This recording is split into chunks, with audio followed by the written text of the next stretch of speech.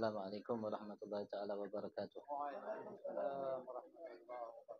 A'udzu billahi minasyaitonir rajim. Bismillahirrahmanirrahim. Alif lam mim dzalikal kitabu la raiba fihi hudan lil muttaqin. Alladzina yu'minuna bil ghaibi wa yuqimunas salata wa mimma razaqnahum yunfiqun. والذين يؤمنون بما أنزل إليك وما أنزل من قبلك وبالآخرة هم يوقنون أولئك على هدى من ربهم وأولئك هم المفلحون. Shadaqallahul aliyyil azim.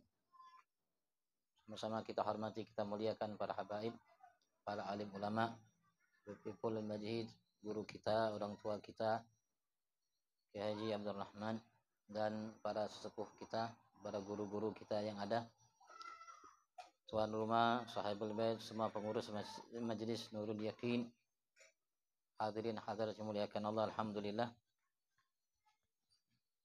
kita saat ini sedang dibanggakan oleh Allah di hadapan para malaikatnya.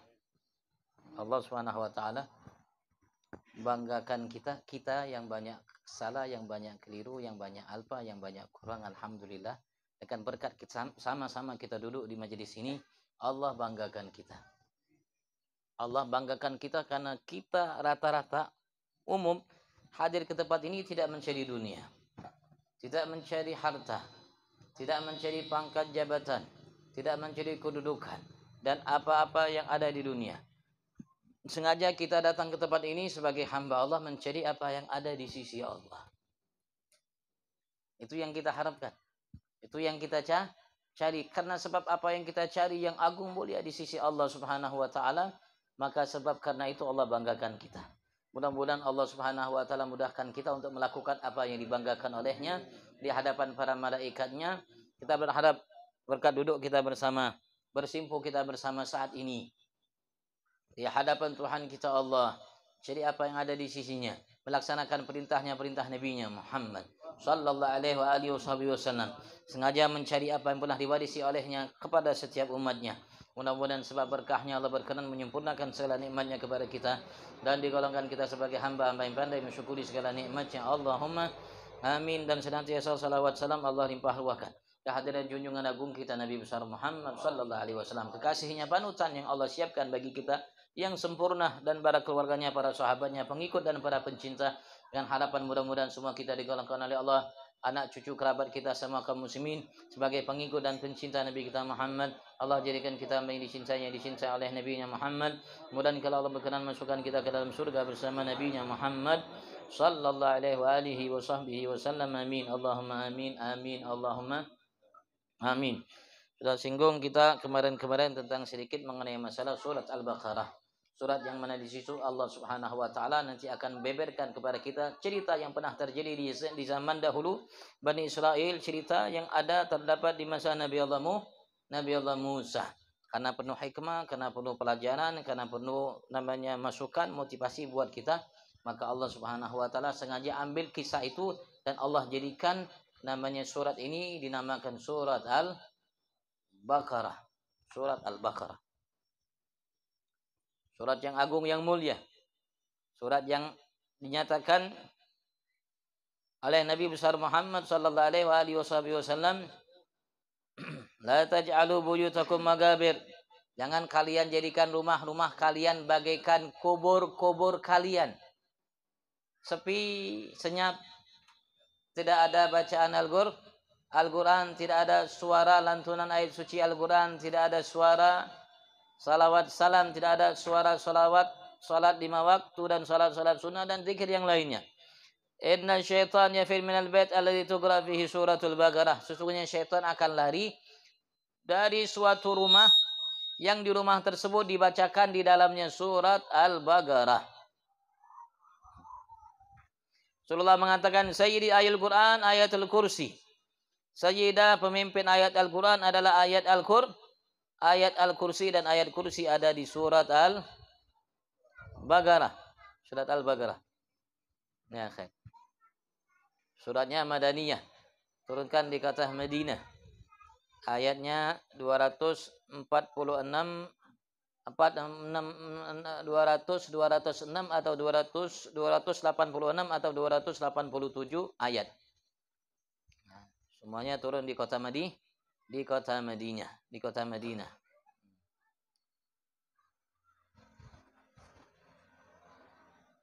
Ya, khair. Bismillahirrahmanirrahim. Sekali lagi ulama berselisih pendapat mengenai masalah kalimat Bismillahirrahmanirrahim. Pendapat Imam kita Syafi'i dan diikuti oleh beberapa sahabat Nabi besar Muhammad sallallahu alaihi wasallam menyatakan bahwasanya Bismillahirrahmanirrahim merupakan bagian daripada Al-Qur'an dan bagian daripada setiap surat yang diturunkan oleh Allah Subhanahu wa taala, dan ia merupakan awal dari setiap surat, terutama surat Al-Fatihah. Menurut Imam Syafi'i dan ulama semua sepakat bahwasanya surat Bismillahirrahmanirrahim yang ada di surat An-Naml merupakan bagian daripada surat yang ada dalam Al-Qur'an. Mereka sepakat. Cuman mereka berselisih pendapat mengenai masalah Bismillahirrahmanirrahim yang ada di surat-surat selainnya. Imam Syafi'i dan sebagian sahabat mengatakan bahwasanya Bismillahirrahmanirrahim merupakan bagian daripada setiap surat, terutama surat Al-Fatihah. Dan wajib bagi setiap pengikut penganut mazhab Syafi'i untuk membaca Bismillahirrahmanirrahim tatkala mereka membaca Al-Fatihah, dan sunnah bagi mereka untuk ketika ingin membaca surat selain Fatihah untuk diawali dengan kalimat Bismillahirrahmanirrahim.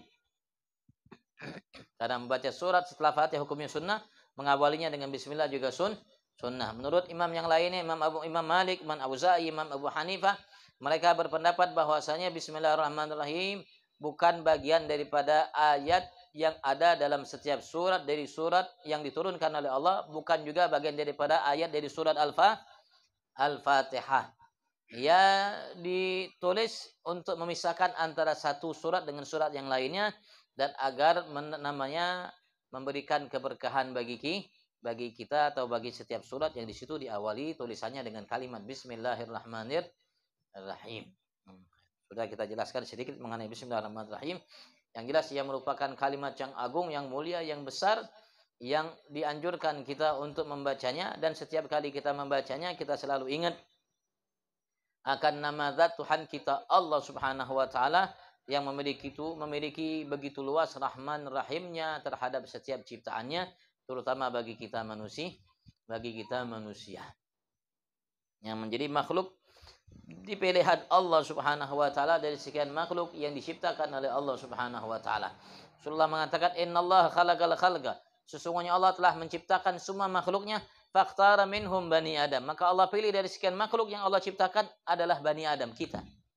Allah ciptakan malaikat, Allah ciptakan jin, Allah ciptakan namanya kita manusia, Allah ciptakan tumbuhan, binatang dan lain sebagainya.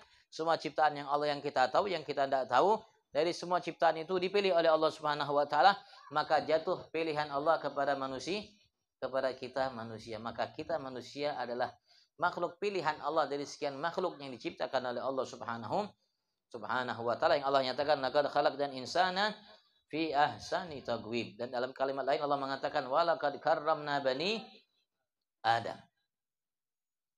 Karena sebab bentuk Nabi kita Muhammad sallallahu alaihi wasallam. Maka Allah jadikan kita bentuk pilihan dari sekian bentuk yang Allah ciptakan dengannya segala makhluk ciptaannya. Bismillahirrahmanirrahim. Dan juga dalam kalimat Bismillahirrahmanirrahim mengingatkan kita akan betapa luasnya rahmat yang Allah Subhanahu wa taala berikan kepada setiap ciptaannya, termasuk kita manusia, yang diliputi 24 jam kita dengan rahmat dari Tuhan kita Allah Subhanahu wa taala. Karena sebab rahmat itulah kita bisa hidup, kita bisa menyapa, kita bisa disapa, kita bisa tersenyum dan lain sebagainya. Berkat bagian daripada rahmat Allah Subhanahu wa taala, yang Allah Subhanahu wa taala dari rahmat itu Allah pilih dua nama baginya, Rahman dan Rahim, yang diambil dari kalimat rahmatnya, yaitu menunjukkan betapa luasnya, besarnya kasih sayang yang dimiliki oleh Allah Subhanahu wa taala terhadap kita manusia. Dan kasih sayang itu tidak bisa kita samakan dengan kasih sayang yang kita dapatkan. Andaikan kasih sayang malaikat, nabi, rasul, ayahanda kita dan semua makhluk yang diciptakan oleh Allah mereka berikan, luapkan kepada kita, maka tidak sama dengan sedikit kasih sayang yang dimiliki oleh Allah Subhanahu kasih sayang Allah jauh lebih luas. Itu tidak sama dengan 0,0000 kasih sayang dan seterusnya dari kasih sayang yang dimiliki oleh Allah Subhanahu wa taala. Begitu juga sifat-sifat yang dimiliki oleh Allah Subhanahu wa taala, karena Allah secara tegas mengatakan walam yakul lahu kufuwan ahad. Alif lam mim, sedikit kemarin kita sudah jelaskan bahwasanya alif lam mim menurut pendapat yang kuat dari pendapat mufassirin, karena ia merupakan ahruf muqatta'ah, huruf-huruf yang terpisah dijadikan satu. Yang sepakat ulama mufassir kebanyakan mereka mengatakan Allah alami muradihi bidzalik. Allah lebih tahu dengan maksudnya dengan kalimat itu alif lam mim apa. Karena Allah yang mengucapkannya, berarti Allah lebih tahu ucapannya. Begitu juga kalau seandainya kita mendengar namanya syair, gosidah, nasyid yang ada, ya kita yang lebih paham dengan apa yang diutarakan dalam kalimat-kalimat itu adalah yang menyusun nasyid itu. Yang mengubah gosidah itu, syair-syair itu, mereka lebih ngerti, lebih paham apa yang diucapkan oleh mereka. Apalagi Allah Subhanahu wa ta'ala. Allah yang lebih paham, mengerti apa yang Allah yang inginkan dalam kalimat alif lam mim. Walaupun ada sebagian ulama-ulama yang mentafsirkannya.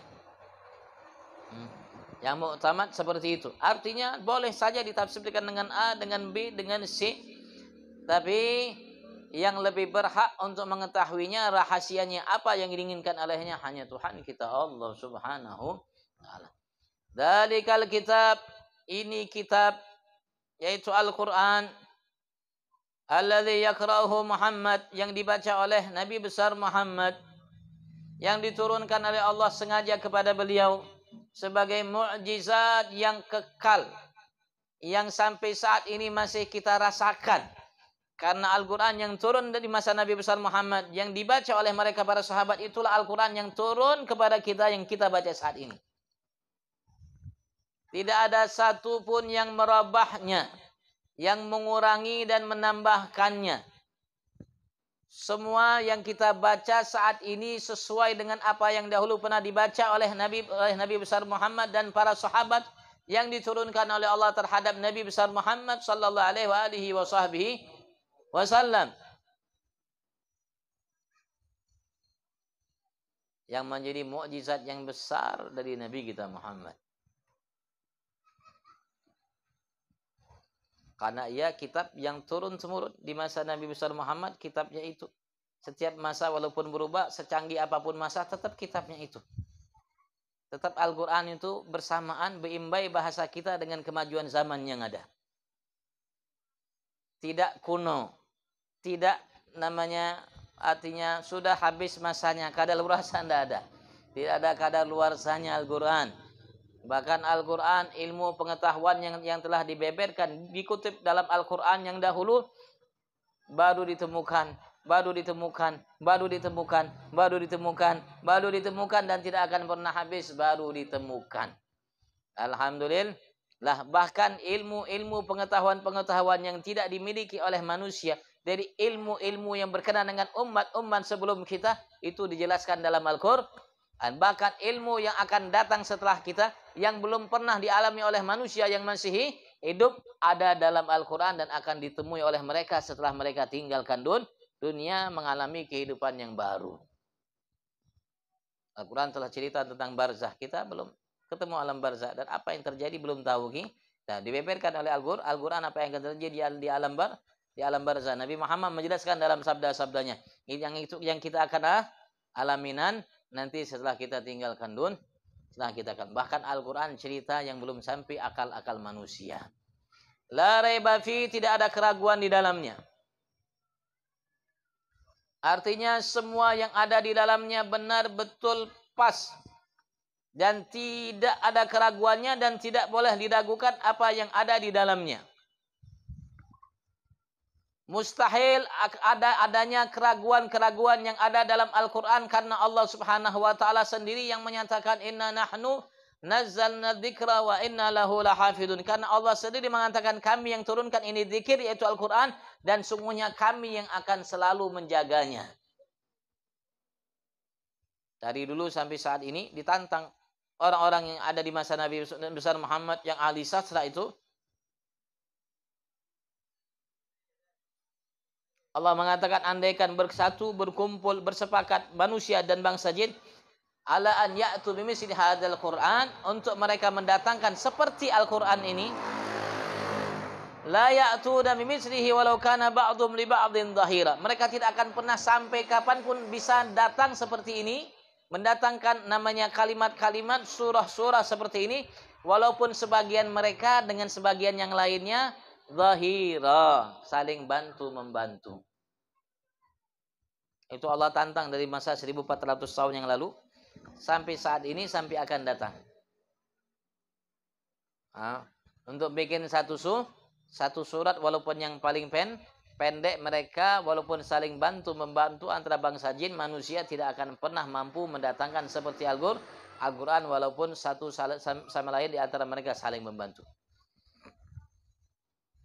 Tidak diragukan dalam Al-Quran bahwasanya ia adalah kalimat-kalimat yang turun dari Allah Subhanahu wa taala. Semuanya dari Allah. Susunannya, nama suratnya, di mana letaknya, awalnya sampai akhirnya surat ini di sini semuanya dari Allah Subhanahu wa tauqifiyah, namanya tauqif dari Allah semata, bukan ubahan, bukan namanya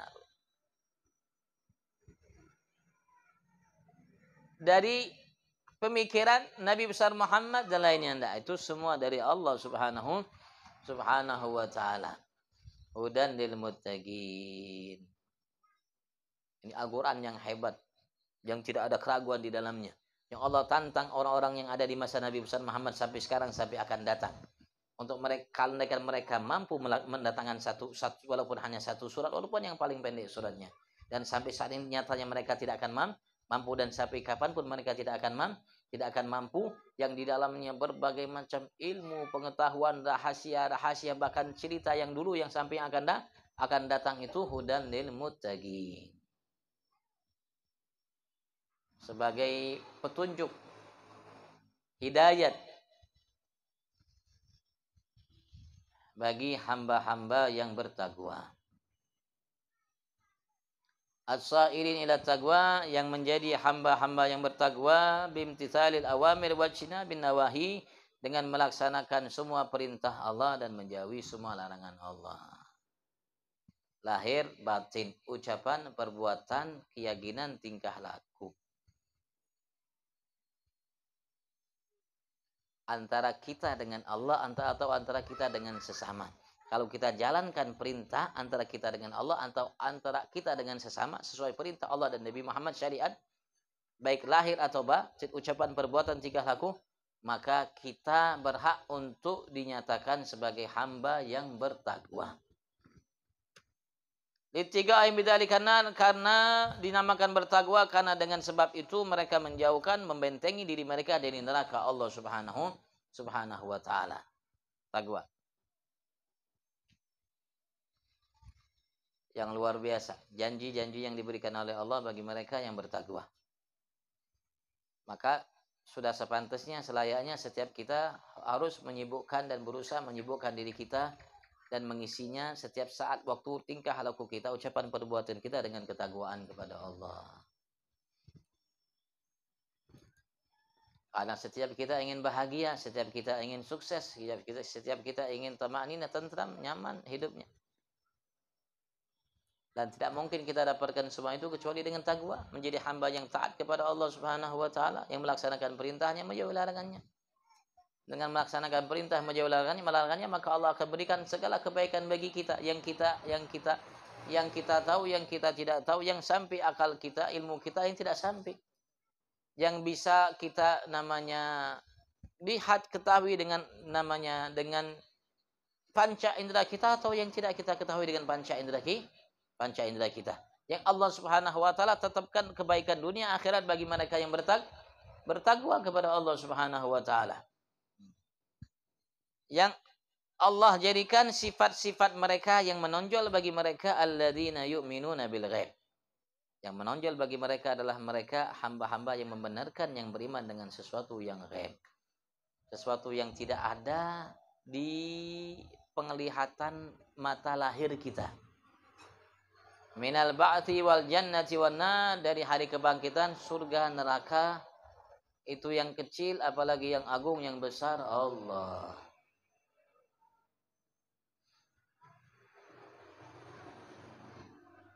Wa yuqimunas shalah, dan ciri khas mereka-mereka yang bertakwa kepada Allah adalah hamba-hamba yang senantiasa melaksanakan sholat dan mengerjakan hak-hak apa yang dituntut dalam agama untuk ia laksanakan di dalam sholat. Ia kerjakan syarat-syaratnya, ia laksanakan rukun-rukunnya dan adab-adab dalam sholat. Ini ciri khas orang yang bertakwa setelah keimanan yang mereka miliki tentang hal-hal yang gaib, yang mereka yakini, mereka benarkan, dan tidak mereka ragukan sedikit pun bahwasanya surga, neraka, kebangkitan, dan semua akan terjadi itu adalah benar. Ketika seorang itu meyakini dengan benar, betul-betul, sungguh-sungguh, maka nampak dalam perbuatannya mereka pasti menegakkan menjalankan sholat. Kenapa? Karena sholat adalah satu-satunya kewajiban yang dijadikan dalam agama sebagai tiang agama. Tiang agama. Artinya orang itu dinyatakan beragama kalau atau selagi mereka masih sholat. Kalau mereka sudah tidak sholat, berarti orang itu sudah tidak lagi beragama. Walaupun dia ngaku beragama. Apalagi dia ngaku wali. Apa dia lagi kisahnya ma'rifat hakikat. Kalau sudah tidak lagi ya sholat, berarti manusia itu, hamba itu tidak lagi beragama. Agamanya apa? Wallahu alam. Sebejat apapun manusia itu, semucil apapun hamba itu, selagi dia sholat berarti masih ia beragama. Dan diharapkan bagi dia untuk menjadi hamba yang baik. Karena orang kalau sudah sholat, insya Allah akan semakin baik, semakin baik, semakin baik sholatnya, semakin baik di dirinya, ucapan, perbuatan, tingkah lakunya. Itu salat. Karena Allah telah berjanji menyatakan inna salata tanha 'anil fahsya'i wal munkar. Itu ketetapan Allah, ikrar Allah, janji Allah Subhanahu wa taala, ucapan dari Allah Subhanahu wa taala. Dan tidak akan pernah meleset hal itu. Pasti, sesuatu yang pasti. Karena Allah sudah mengatakan kalimat tahqiq, takkid dari Allah Subhanahu wa taala. Cuman kalau kita ada yang sholat tapi mucil, berarti belum pas sholatnya.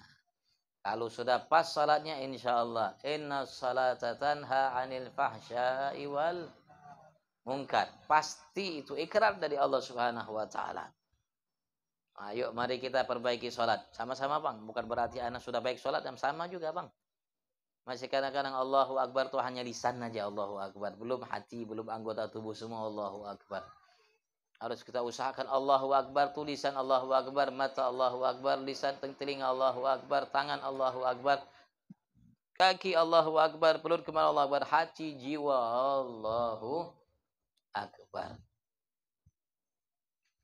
Wa mimma razaqnahum yunfiqun, dan dari apa yang kami diberikan kepada mereka dari rizki yang Allah Subhanahu wa taala minta untuk kita keluarkan sebagiannya sebagai zakat kewajiban dalam syariatnya, yunfiqun, mereka selalu infakkan fi taatillah, dalam ketaatan kepada Allah Subhanahu wa taala, yang mereka harapkan hanya Allah Subhanahu wa taala.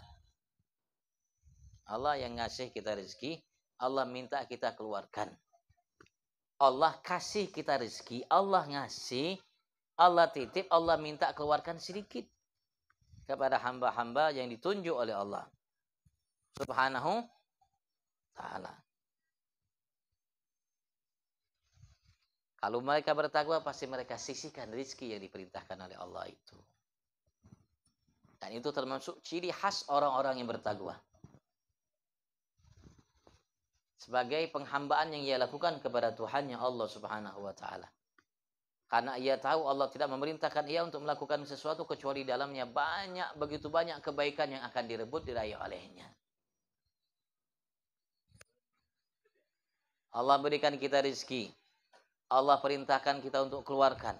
Ketika Allah perintahkan kita untuk keluarkan, kalau kita keluarkan pas sesuai keinginan Allah, perintah Allah dan Nabi besar Muhammad, maka Allah akan ganti yang kita keluarkan paling minim 10 kali lipat. Kalau dan apa yang kita lakukan itu, andaikan diuangkan gantinya oleh Allah Subhanahu wa taala dari pahala yang dia janjikan oleh Allah, kalau Allah terima lebih agung, mulia, besar, banyak daripada dunia seisi.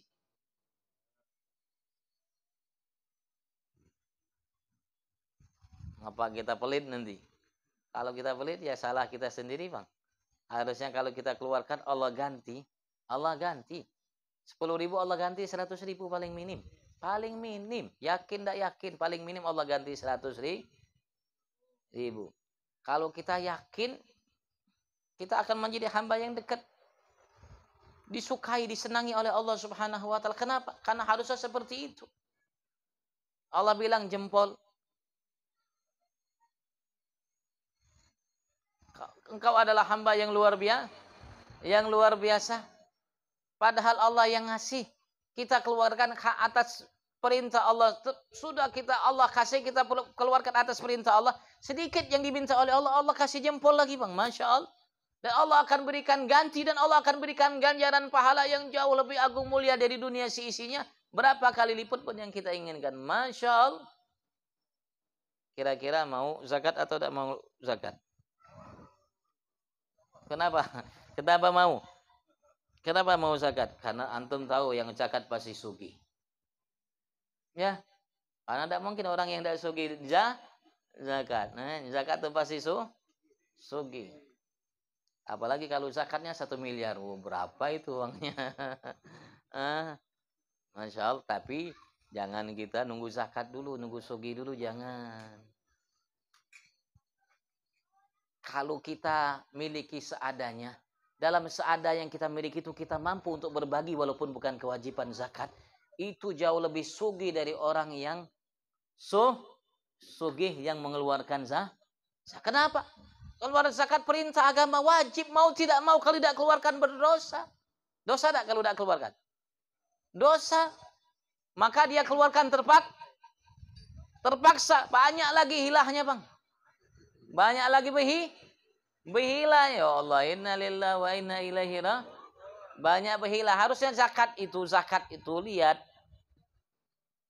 Sudah waktu tibanya, harusnya jangan sampai malam kecuali sudah habis zakatnya. Kenapa? Tanggung jawab. Amanat dari Allah dan agama. Kalau kita simpan berarti kita belum menyelesaikan kewajiban kita. Sedangkan itu kewajiban yang harusnya kita segerakan. Takut nanti kalau kita simpan kita mati, ahli waris kita tidak tahu itu uang zakat, mereka bagi-bagi waris. Kita ditanya oleh Allah Subhanahu wa taala. Jadi malapetaka bagi kita esok. Jadi kalau antum punya zakat, cepat-cepat dibagikan. Kalau bisa di hari itu habis, sebelum malam sudah selesai. Jangan berhilah-hilah. Jangan berhilah-hilah. Karena kalau kita berhilah, di dunia kita lolos hukumannya, di akhirat Allah tuntut. Kalau Habibullah Haddad mengatakan, laisa dinu bil hayal. Agama itu bukan dihilah-hilahkan. Hilah-hilah itu kalau memang terpaksa. Mungkinlah kita terpaksa, darurat, kalau tidak habis kita di penjara dan lain sebagainya. Mungkin seperti itu bihilah kita mungkin. Tapi kalau tidak, kenapa mau kalau kita habiskan uang yang kita keluarkan zakat itu akan diterima oleh Allah. Allah masukkan ke banknya Allah. Bukan mandiri, bukan BCA. Wallahu a'lam apa namanya. Banknya Allah. Allah yang akan perbanyak kembangkan. Allah yang akan ribakan. Allah mengatakan yamhaqullahu riba wa yurbis sadaqat. Allah akan ribakan, Allah akan banyakkan harta yang disedekahkan. Allah simpan, Allah akan kembalikan sama kita. Kenapa? Allah tidak perlu. Bukan berarti Allah perintahkan kita untuk zakat, Allah perlu zakat, Allah perlu bantuan kita. Allah tidak perlu kita, Allah tidak perlu bantuan kita. Cuman Allah sayang dengan kita, maka Allah perintahkan zakat. Kenapa? Karena ketika kita berzakat, uang yang tadinya bercampur baur antara yang halal, yang haram, yang baik, yang wangi, yang harum, yang busuk, itu karena sebab zakat yang sedikit, hanya 2,5% yang kita keluarkan, harta yang tersisa itu hanya yang harum, yang halal. Kenapa? Yang haramnya sudah kita buang. Dengan apa? Padahal mungkin separuh hartanya dia yang haram. Maksudnya itu dia usahanya yang halal. Seperti rumah makan bersaudara. Misalnya, namanya rumah makan halal gak? Orang makan bayar. Nah, dapat hasil dikumpulkan. Barangkali yang makan itu, wallahu, uang dari mana? Tanya gak? Ikam dibayar dari mana uang? Nah, kelahi kita. Misalnya kita kumpulkan, wallah alam tidak tahu uang ini bersih atau tidak. Halal atau Tapi dari segi syariat halal gak? Dari segi syariat halal. Kenapa? Karena kita tidak tahu keadaan orang ini, uangnya dari mana. Yang jelas ia namanya uang dari kantongnya, bukan kita lihat di mata kita dia curi, baru dia bayar. Enggak. Hamli memang dari tadi dia bawa uang tapi kan enggak tuh di kantong ini berapa tangan sudah. Kalau sudah satu jatuh ke tangan yang tidak baik, berarti uang itu sampai kapanpun enggak masuklah ke tempat kita. Tapi kalau memang sudah usahanya yang haram, ya usahanya memang haram, ya haram. Tapi ini usahanya halal. Cuman kita tidak tahu uang ini dari mana asalnya sampai ke tempat kita. Nah, uang itu tadi yang bercampur dengan yang kotor, kalau kita zakati, maka habislah kotorannya, tinggal bersihnya saja. Yang haram tadi dibersihkan oleh Allah, tinggal yang halal. Itu manfaatnya zakat. Kalau kita hilah lagi, ambil lagi, campur lagi, berarti harta kita masih bercampur dengan yang haram. Kalau sudah bercampur dengan yang haram, kira-kira berkah tak nanti? Makanya kita zakat, kita sedekah, sakit kita tidak sembuh-sembuh. Masalah kita tidak habis harusnya usaha kita tambah bangkit, ternyata tambah pailit. Berarti kita harus ingat-ingat, itu peringatan dari Allah Subhanahu. Harus yang pertama kali yang kita perhatikan, zakat kita bujur atau tidak. Kenapa? Kalau bujur pasti usaha kita akan lebih bangkit dari sebelumnya.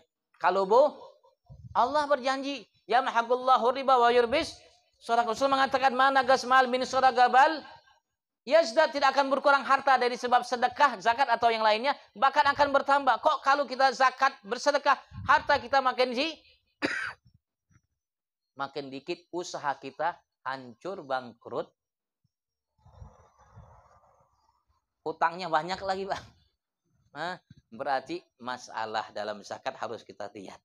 Pasti masalahnya utamanya zakat. Kenapa? Kalau orang sudah zakat itu insya Allah Allah jaga. Rasulullah ngomong, tidak akan mungkin harta di darat, di laut atau di udara hancur, ludes, hilang kalau harta itu sudah dizakati. Tidak mungkin. Rasulullah janji. Kalau kita punya rekening, insya Allah rekening itu tidak akan jebol oleh siapapun. Walaupun oleh ahli jebol. Kalau memang kita zakati, Rasulullah ngomong tidak akan hancur, tidak akan hilang, tidak kemana-mana. Kalau harta itu dizakat, artinya apa? Kalau seandainya terjadi masalah dalam usaha kita, kita harus pertama kali yang kita harus teliti, cermat, amati zakatnya. Apakah saya sudah jalankan perintah Allah, masalah zakat dengan baik sesuai perintah Allah dan agama Nabi Muhammad. Kalau tidak, cepat-cepat sebelum habis pailit ludes hartanya. Harus cepat-cepat. Bahasa kita nih, kita bertobat kembali kepada Allah, kita betuli namanya usaha, kita betuli apanya kekurangan dalam zakat kita. Insya Allah Allah akan jaga. Bukan kita yang jaga, Allah jaga. Kalau kita yang jaga, repot, Bang. Kalau kita yang jaga, repot. Walaupun kita sewa 1000 brimob, 100 jenderal bintang 6, tetap kalau mau jebol, jebol. Kenapa?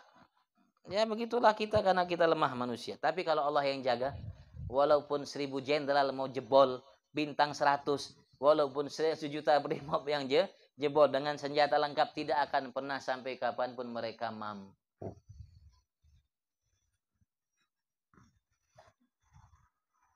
Walladzina yu'minuna bima unzila ilaik. Dan di antara tanda orang bertakwa yang beriman dengan apa-apa yang telah diturunkan olehmu,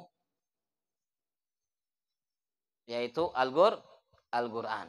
Apa yang Allah turunkan kepada Nabi Muhammad di Al-Quran, mereka beriman.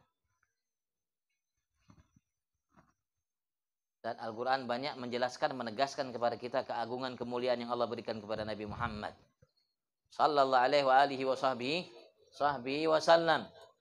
Allah singgung kita, Allah kenalkan kita, Allah ungkap kepada kita keistimewaan, keagungan, kemuliaan yang Allah berikan kepada Nabi besar Muhammad. Harus kita imani, harus kita yakini, harus kita benarkan, harus kita tunduk dengan semua itu. Aib merupakan sesuatu yang amat sangat tercela, jelek sekali kalau orang yang baca Al-Quran, apalagi hafal Al-Quran, tidak kenal dengan Nabi Muhammad. Merupakan aib yang luar biasa. Celah yang amat sangat besar kalau ia baca Al-Quran tidak kenal dengan Nabi Muhammad. Dengan kita, di bagian daripada tanda ketaguan seseorang hamba, yaitu beriman dengan apa yang telah Allah turunkan kepada Nabi besar Muhammad, yaitu Al-Quran. Beriman dengan Al-Quran dan semua yang ada dalam Al-Quran, terutama apa yang Allah ungkap atas kemuliaan, keistimewaan, keagungan yang Allah berikan kepada Nabi-Nya Muhammad. Wa ma unzila min qablik, dan apa-apa yang telah diturunkan kepada nabi-nabi sebelummu ya Rasulullah. Beriman dengan kitab-kitab yang Allah turunkan. Wa bil akhiratihum yuqinun, dengan akhirat mereka yuqinun, ya'lamun. Tahu dia hidup di atas dunia ini sementara. Tahu tempatnya nanti di akhirat. Tahu di akhirat itu ada surga atau neraka. Neraka tidak ada yang lain. Ada surga, neraka tidak ada yang lain. Kalau semua sudah penghuni surga masuk ke dalam surga, penghuni neraka masuk ke dalam neraka, tidak ada tersisa dari penghuni neraka untuk dimasukkan ke dalam surga, diangkat, dibebaskan dari neraka ke surga, maka Allah Subhanahu wa taala umpamakan kematian itu sebagai kambing domba. Allah taruh antara surga dengan neraka. Allah perintahkan, ada riwayat Nabi Allah Zakaria untuk menyembelih kematian itu, yang dirupakan dibentuk sebagai domba, kemudian disembelih. Setelah disembelih, Allah perintahkan malaikat untuk mengumumkan kepada seluruh penghuni surga. Hadisnya sahih Bukhari Muslim. Ya ahlal jannah khulud bila maut. Wahai penghuni surga, kekal kalian dalam surga tanpa ada kematian. Wa ya ahlal nar khuludun bila maut. Begitu juga kepada seluruh penghuni neraka. Wahai penghuni neraka, suruh kalian kekal di dalamnya tanpa ada kematian. Tidak ada mati. Di surga tidak mati. Di neraka pun tidak mah. La yamutu fiha wa la yahya. Orang neraka itu mati tidak, hidup tidak. Di neraka itu mati tidak, hidup tidak. Kalau di surga hanya ada kehidup. Walal akhiratu lahiyal hayawan law kanu ya'lamun. Di akhirat itu adalah kehidupan yang hakiki, andaikan semua manusia tahu. Nyaman kehidupannya. Tidak ada lagi asam urat, tidak ada lagi diabetes, tidak ada lagi jantung, tidak ada lagi gagal ginjal, tidak ada lagi. Alhamdulillah. Makan sepuasnya, tidak boleh makan, tidak boleh sepuasnya dimakan. Wa fakihatin katsiratin la maqtu'atin wa lam mamnu'a furushim marfu'ah. Fakihah katsirah, buah-buahan yang banyak yang tidak pernah habis musimnya. Tidak pernah dilarang untuk kita makan. Tidak perlu pang kita namanya sampai beranjak dari tempat kita mengambil, datang buah-buahan itu ngadap kita. Kayak tadi bang, saya makan di rumah makan bersaudara. Kepengen hati mau makan jus nama mangga, tapi tidak kesampian karena ditawarkan hanya teh sama namanya apa tuh nih? Jeruk, air teh sama jeruk. Hati ini pengen jus mangga, anak tidak bicara sama tuan rumahnya. Subhanallah, setelah makan cuci tangan, datang buah mangga dipotong-potong, masya Allah. Nah itu di surga seperti itu bang. Apa yang terlintas dalam hati kita langsung datang buahnya. Langsung datang buahnya tanpa ada biji. Tanpa ada kulitnya. Karena di surga tidak ada tempat pembuangan sampah. Tidak ada biji, tidak ada kulit. Bagaimana? Wallahu, kita makan durian.